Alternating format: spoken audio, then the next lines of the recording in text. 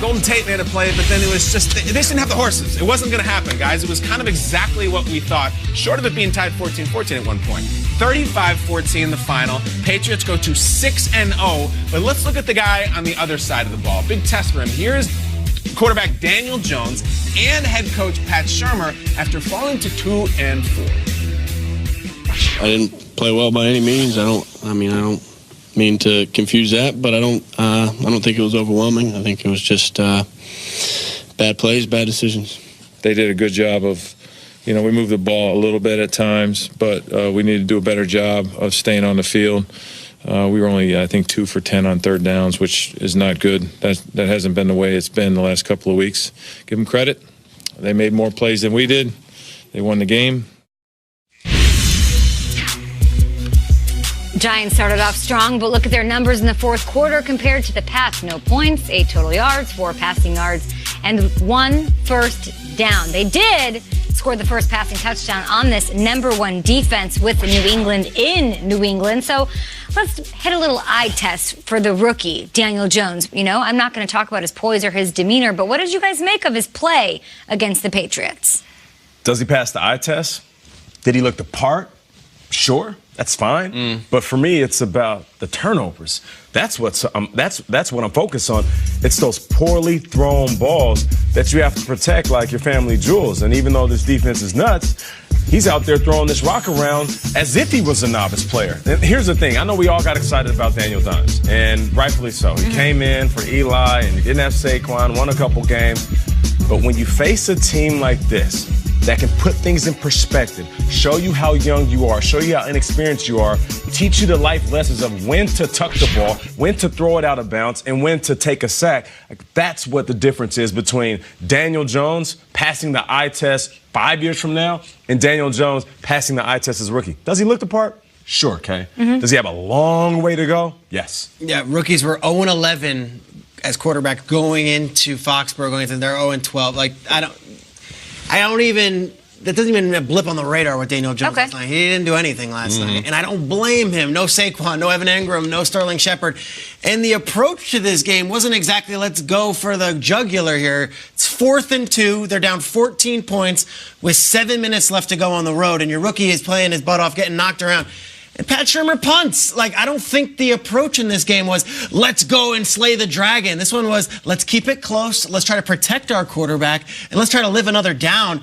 They end up losing by 21, and we'll never remember this game again. It was an irrelevant game. They lost by 21 points. I don't care what it felt like in the second quarter.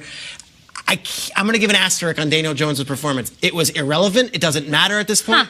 Didn't have his weapons, and I don't think the approach to this game was, let's go slay the dragon and kill. Because when there were opportunities to, it felt like the Giants just wanted to play defense. And to me, that wasn't the approach to win with a quarterback. Maybe they don't have the faith in him to go and get that first down. You give an asterisk? Yeah. Ain't no asterisks in football, bro. Okay, so they played a football game, played against one of the best teams. Hold that L, take that L. He didn't have players. Okay. It didn't come out that way. I don't see an asterisk. I give him an F. It wasn't good enough. He had to turn the ball over a bunch of times. Guys, there were plays to be made in that game. They're 14-14. It was not this thing where they didn't show up. And is this? I'm not going to do that with this guy. This whole coddling, was this a learning experience?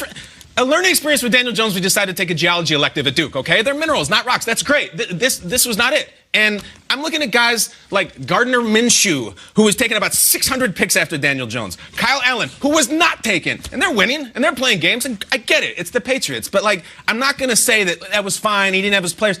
Too bad.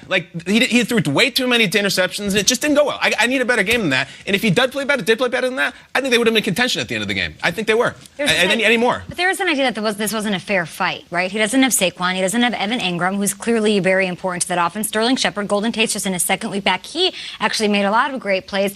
And they didn't even have the backup to Saquon Barkley. So my question, if they had all of those weapons, do they win this game? They're very much so much more competitive. We'll get to the Patriots offense and their struggles in a little bit. Do they win this game with a full complement of offense? I'm not bold enough to say that. I'm not bold enough to say with Saquon Barkley and Evan Engram and Golden Tate balling the way he did. And if Daniel Jones takes care of the ball, they'll win this game. No. This team isn't as good as the Patriots. Let's just call it what it is. And I know we're concerned about the Patriots, right? Tom Brady has an interception, doesn't throw a TD, has 2 rushing touchdowns. Patriots offense doesn't look the same. But what do? They play well on one side of the ball, and they separate themselves from the team they're playing at some point in the game. And that's exactly what they did. Yeah, they were close. They were within contention, just like Washington was last week. I don't know. Saquon's out there. Saquon's out there. It helps. But I think at the end of the day, like Deshaun Watson went into Foxborough as a rookie and went blow for blow with Tom Brady. It was like, let's go. And they put up 30 points. And I saw Kaepernick go into to Foxborough, not as a rookie, but as a young player, win. Like it's when you see Daniel Jones and you see the idea of getting Saquon back, is this a team that can like make a run at a wild card? You know what I mean? Like could they get to 9-7? Could they put? Maybe the defense was spirited as hell. Better yet, are we done talking about the Giants? They're 2-4. Was that it? Like, hey, listen, I'll take it a step further. Better yet, are we done talking about Danny Dimes? Because we came in and we were hyped. We were cheering. There was a parade outside. He looked great his first two starts, right? It was all good. We found the guy. And then the last couple games, what did he look like? The rookie looked like what? A rookie. And I'm not saying he's not that dude, but I'm saying pump the brakes on how great case point, though. He doesn't have anyone. Like, literally, Saquon.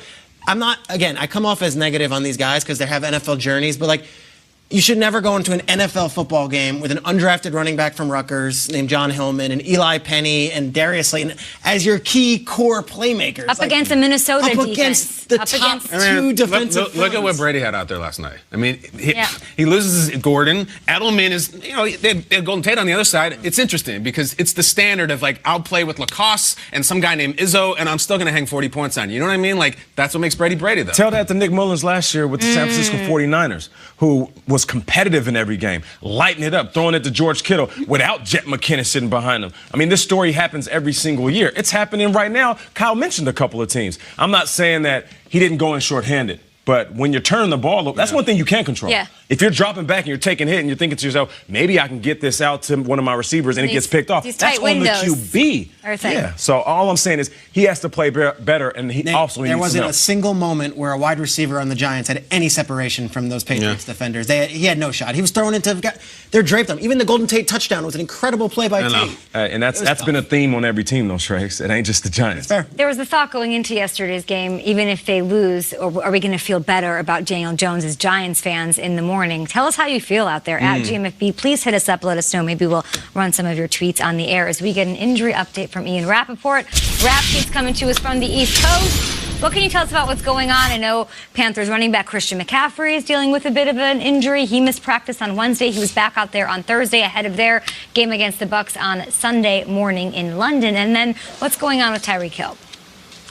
We'll start with Christian McCaffrey, who this all seems to be fine for McCaffrey. Ron Rivera talked to reporters in London earlier this morning, much earlier this morning, and said a couple things. First of all, McCaffrey missing practice on Wednesday, which is probably going to be his new normal, something that they're going to use to make sure he stays off his feet and just kind of stays energized throughout a season where he's going to get a ton of carries. That was something that they did this week, didn't practice on Wednesday, and they used the time to get extra treatment on his back. You're seeing him right there, kind of somersault into the end zone, land hard. Basically, it is just a bruise. McCaffrey was back at practice yesterday. He is going to be good to go for Sunday. And for Tyreek Hill, the Chiefs star receiver, who now suddenly is someone they really need after a dismal performance last week, he is getting very close to being back. He has practiced this week in a limited fashion, trying to return from a sternoclavicle injury. From what I understand, there is optimism that he is back on the field and is out there this week. But similar to the Sam Darnold situation, feelings are one thing, but tests and scans are another thing. They're going to scan the bone, make sure it is healed properly, make sure it's safe for him to be out there. It's going to happen today. If all goes well, he should be out on the field this weekend. Patrick Mahomes looking to bounce back, of course, from a loss to the Colts, and he faces Deshaun Watson, who's coming off a 5-touchdown game with no sacks this week. I'm so looking forward to that Week 6 matchup, especially from a fantasy perspective. We'll get you some sleepers a little later in the show. Ian Rappaport, thank you for joining us. And speaking of